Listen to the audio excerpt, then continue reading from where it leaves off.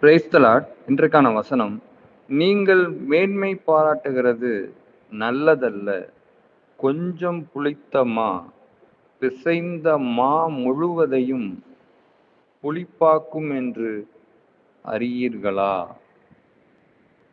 இந்த கேள்வி நம்மை பார்த்து ஆண்டவர் கேட்கிற கேள்வி. கொஞ்சம் மாவும் மொத்த மாவையும் புளிப்பாக்கும்னு உங்களுக்கு தெரியுமா, தெரியாதா? மேன்மை பாராட்டுறது நல்லதல்ல. மேன்மை பாராட்டுறது அப்படிங்கிறது பெருமைப்படுறது. பெருமை நல்லதே இல்லை. அது ஒரு தீமையான ஒன்று. அது நம்மை அழிக்கக்கூடிய ஒன்று. பெருமை நமக்கு இருக்கவே கூடாது. எந்த விஷயத்திலையுமே. சில பேர் நல்லா படிப்பாங்க. அந்த படிப்புல பெருமை வந்துடக்கூடாது. சில பேர் நல்ல வேலையில இருப்பாங்க. நல்ல கை நிறையா ஏர்ன் பண்ணுவாங்க. அதனால பெருமை வந்துடக்கூடாது. சிலருக்கு நல்ல பேச்சு திறமை இருக்கும். நல்லா பேசுவாங்க. நல்லா டிபேட் பண்ணுவாங்க. அதனால பெருமை வந்துடக்கூடாது. சிலர் நல்ல விளையாடுவாங்க. நல்ல சுறுசுறுப்பாக இருப்பாங்க. நல்ல ஹெல்த்தியாக இருப்பாங்க. அதனால பெருமை வந்துடக்கூடாது. எந்த விஷயத்துலையுமே நமக்கு பெருமை வந்துடவே கூடாது. இப்போ நான் சொல்கிறது எல்லாமே உலக பிரகாரமாக சொல்கிறேன். ஜென்ரலாக நம்ம அன்றாட வாழ்க்கையில் நாம் ஃபேஸ் பண்ணுற விஷயங்களை சொல்லிகிட்டு இருக்கேன். அதுல எல்லாம் நமக்கு பெருமை வந்துடக்கூடாது. அந்த பெருமை நம்மை அழிச்சிரும். சில பேர் நல்ல செல்வந்தர்களாக இருப்பாங்க. அதனால பெருமையில் இருப்பாங்க. அதெல்லாம் வேண்டாம். அந்த பெருமையெல்லாம் வேண்டாம். இதெல்லாம் விட பெரிய கொடுமை என்ன அப்படின்னா, இன்னைக்கு கிறிஸ்தவர்கள், ஆவிக்குரியவர்கள் தனக்கு நல்ல வேதம் தெரியும், நல்ல வேத ஞானம் இருக்கு, நல்ல பிரசங்கிக்கிற அறிவு இருக்கு, அபிஷேகம் இருக்கு, அந்நிய பாஷை இருக்கு, வரங்கள் இருக்கு, நான் தான் பரிசுத்தவான், நான் தான் நீதிமான், நான் கண்டிப்பா வருகையில போயிடுவேன், மற்றவங்க யாரும் வரமாட்டாங்க அப்படின்னு இன்னைக்கு ஒரு சிலர் பாவம் அறியாமையிலேயே கடந்து போயிட்டு இருக்காங்க. இப்படிப்பட்ட பெருமையெல்லாம் வேண்டாம். ஆண்டவரோட வேதத்தை யாரும் எவராலும் ஒரு நாளும் கற்று தேரவே முடியாது. அது நம்முடைய வாழ்நாள் முழுவதும் கற்று தேர்ந்தாலும் தியானித்தாலும் முடியாது. அது விலை மதிப்பற்ற மதிக்க முடியாத பொக்கிஷம். அது புதையல் தோண்ட தோண்ட வந்துகிட்டே இருக்கும். அது தீர்ந்து போகின்ற ஒன்று கிடையாது.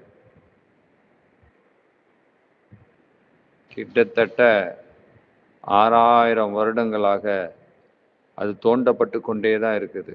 புதையல் வெளிப்பட்டு கொண்டே இருக்கிறது. ஒவ்வொரு தேவ மனிதர்களால் ஒவ்வொரு விதத்தில் அது வெளிப்பட்டு கொண்டே இருக்கிறது. இன்னைக்கு எவ்வளோ பயன்படுத்தப்படுகிற எவ்வளோ தேவ மனிதர்களால் வேற வேற வேற வேற டைமென்ஷனில் அநேக புதையல்கள் அதிலிருந்து வெளிப்பட்டு கொண்டு இருக்கிறது. அப்படிப்பட்டு இருக்கிற அந்த புதையலை பார்த்து நான் படிச்சுட்டேன், முடிச்சிட்டேன், கற்று தேர்ந்துட்டேன் அப்படிங்கிற எண்ணமே வரக்கூடாது. முடியவே முடியாது. அதுதான் இது மற்ற உலக புக்ஸ் மாதிரி கிடையாது. இது புக்ஸ் கிடையாது. இது முதல்ல புக் இல்லை, பரிசுத்த வேதாகமம். இது மிகப்பெரிய ஒரு கிஃப்ட். யார் யாருக்கெல்லாம் கிடைச்சிருக்கோ. ஆனால் கிறிஸ்தவர்கள் இதை இன்னைக்கு அசட்டை பண்ணி செல்ஃப்லையும் எங்கே போட்டு வச்சுருக்காங்கன்னே தெரியாது. நிறைய பேர் தூசி தட்டி எடுப்பாங்க. அதை நம்ம அசட்டை பண்ணி வைத்திருக்கிறோம். அது மிகப்பெரிய ஒரு பொக்கிஷம். இதை உணரவே இல்லை, உணராம செயல்பட்டு கொண்டு இருக்கிறோம்.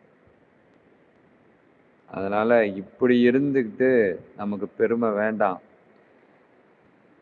நான் 10 தடவை படிச்சுட்டேன், 7 தடவை படிச்சுட்டேன், புதிய ஏற்பாடு ஃபுல்லாக முடிச்சுட்டேன், பழைய ஏற்பாடு ஃபுல்லாக முடிச்சுட்டேன், அதை பண்ணிட்டேன், இதை பண்ணிட்டேன், தியாலஜிக்கல் முடிச்சுட்டேன், என்னென்னமோ பண்ணியிருக்கேன், நான் டாக்டரேட் பண்ணியிருக்கேன், ஃபாஸ்டரேட் முடிச்சுட்டேன், அது இது. இந்த வேலையே வேண்டாம், இந்த பெருமையே வேண்டாம். பெருமைப்பட்டா முடிவு என்ன ஆகும் தெரியுமா? மிக மோசமானதாய் போய்விடும். ஒரு சில உதாரணங்களை நான் சொல்றேன் வேதத்திலிருந்து. நேபுகாத் நேச்சாரை எடுத்துக்குங்க. பெரிய பெருமை வந்துருச்சு பாபிலோனை கட்டும்போது. நேபுகாத் நேச்சார் யாரு? ஒரு ராஜா. அவருக்கு பெரிய பெருமை வந்துருச்சு. நான் கட்டின மகா பாபிலோன்னாரு. அடுத்த செகண்ட் ஆண்டவர் என்ன பண்ணாரு? மனுஷன்லேருந்து தள்ளி விலங்குக்கு தள்ளி போட்டார். மாடா மாறிட்டார், விலங்கா மாறி போயிட்டார். மனிதனா உயர்த்தி வச்சிருந்தார் ஆண்டவர், கடைசியில விலங்கா தள்ளி போட்டார். அது போல நம்ம லூசிஃபர், அவர் என்ன பண்ணாரு? நான் தேவனுக்கு மேல போவேன், நான் தேவனாவேன், நான் சிங்காசனத்துல அமர்வேன்னாரு. இன்னைக்கு தள்ளி போட்டாரு. அவங்க தான் இன்னைக்கு கூட்டம் கூட்டமா சுத்தி தெரிஞ்சிட்டு இருக்கிறாங்க. இந்த அந்தகாரத்தின் பிரபஞ்சத்தின் லோகாதிபதிகள், அந்தகார லோகாதிபதிகள், வானமண்டலத்தின் பொல்லாத சேனைகளை அலைந்து திரிந்து கொண்டு இருக்கிறாங்க. சரி, இவங்க தான் அப்படின்னு பார்த்தா நம்ம பார்வோனு. நான் யார் தெரியுமா? எகிப்துக்கே பார்வோன், நான் எகிப்தின் ராஜா, எகிப்தின் பார்வோன் அப்படின்னு அகம்பாவத்தில் ஆடினாரு. கடைசியில் பார்வோன் நிலைமை என்ன ஆச்சு? அதனால தயவு செய்து பெருமையை தலையில ஏற்றிக்காதீங்க. உலகம் பெருமைப்பட சொல்லி தான் சொல்லும். ஒவ்வொரு விஷயத்திலையும் பெருமைப்படு பெருமைப்படு பெருமைப்படுன்னு சொல்லும். பெருமைப்படவே கூடாது. இந்த மாவுக்கு என்ன அர்த்தம் அப்படின்னா, நம்ம சின்னமா ஒரு விஷயத்துல பெருமைப்பட ஆரம்பிச்சோம்னா அது மொத்தமா நம்ம வாழ்க்கையே அழிச்சிடும். வாழ்க்கை முழுவதும் பெருமையாய் சூழ்ந்து வாழ்க்கையை அழித்து போட்டுரும். அது போல ஒவ்வொரு விஷயத்திலையும் பரிசேயர்களுக்கு என்ன பெருமை வந்துச்சு? நியாயப்பிரமாணத்தை கரைச்சி குடிச்சிருக்கிறோம். நாங்க வேத வல்லுநர்கள், வேத பாரகர்கள், நாங்க அப்படி, நாங்க இப்படி, எங்களை மிஞ்ச யாருமே கிடையாது. நீ யாரு சொல்றது? எங்களுக்கு புதுசா ஒரு சட்டம் சொல்றியா? எங்களுக்கு தெரியாத நீ சொல்றியா? அப்படின்னு இயேசுவை எதிர்த்தாங்க. அவங்களுடைய முடிவு என்னாச்சு? இதுலேருந்து ஆண்டவர் நமக்கு வார்னிங் கொடுக்கிறார். பெருமைங்கிற ஒரு எண்ணம் நமக்கு வரவே கூடாது. எந்த விஷயத்திலையும் வரக்கூடாது.